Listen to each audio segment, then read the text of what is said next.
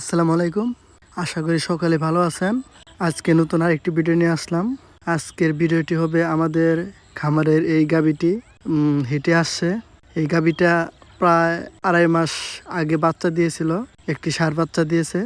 2.5 মাস পর আজকে এই গাভীটি আবার হেঁটে আসছে। এই গাভীটি হেঁটে আসছে গতকাল রাতে। আর আজকে আমরা সন্ধ্যার সময় এই গাভীটা বীজ দিচ্ছি। এই গাভীটা আমাদের অস্ট্রেলিয়ান ফ্রিজিয়ান এবং এর মধ্যে যে জাতটা দেব সেটাও সেই ফ্রিজিয়ান জাত দেব। এই যে সারের বুনলং, যে সারের বীজ দেবো আমরা, সে সারের বুনলং হলো 6665। একটি গাভী ঠিক মতো হিটে আসার কয়েকটি কারণের মধ্যে একটি কারণ হলো কৃমি ডোজ রাখতে হবে। সবসময়ই একটি গরুর কৃমি মুক্ত রাখতে হবে। এই গাভীটা আমাদের বাচ্চা দেওয়ার 1.5 মাস পর আমরা কৃমির ওষুধ খাওয়াইছি এবং তার 14 দিন পর আবার বুস্টার ডোজ হিসাবে আমরা কলিজা কৃমির ইনজেকশন করছি। আমরা গরুকে সর্বপ্রথম সবসময় কৃমিমুক্ত রাখার চেষ্টা করি, কারণ কৃমিমুক্ত না থাকলে গাভী হিটেও আসবে না এবং একটি গরু কখনো তার শরীরে মাংসও হবে না। একটি প্রাণীর সবচেয়ে বড় শত্রু হলো কৃমি, কারণ কৃমির কারণে একটি খামার কখনো লাভজনক হতে পারে না।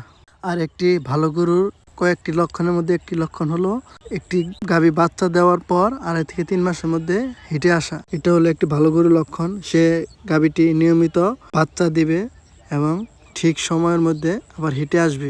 এটা হলো ভালো লক্ষণের মধ্যে একটি লক্ষণ। আল্লাহর রহমতে আমাদের এই গাভীটা ঠিক মতো আবার হিটে আসছে বাচ্চা দেওয়ার পর। প্রায় এটা দিয়ে এবার 3 বার বাচ্চা দিছে। এখন আমরা এটা প্রজনন করাচ্ছি 4র্থবার এবং 3 বার বাচ্চা দেওয়ার মধ্যে একবার একটু সময় লাগছিল, 1 মাস বেশি সময় লাগছিল। তাছাড়া প্রতিবারই 2.5 থেকে 3 মাসের মধ্যে এই গাভীটি ভালোভাবেই হিটে আসছে।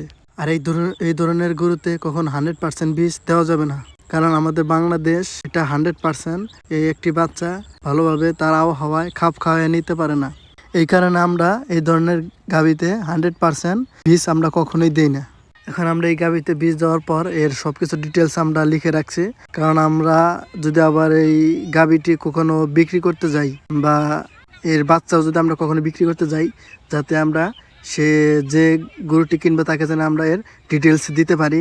এ কেমন দুধ দেয় বা এর দাদা কেমন বা এর নানি কেমন, এই সব ডিটেলস রাখার কারণে আমরা খাতায় ঠিক মতো আবার লিখে রাখি।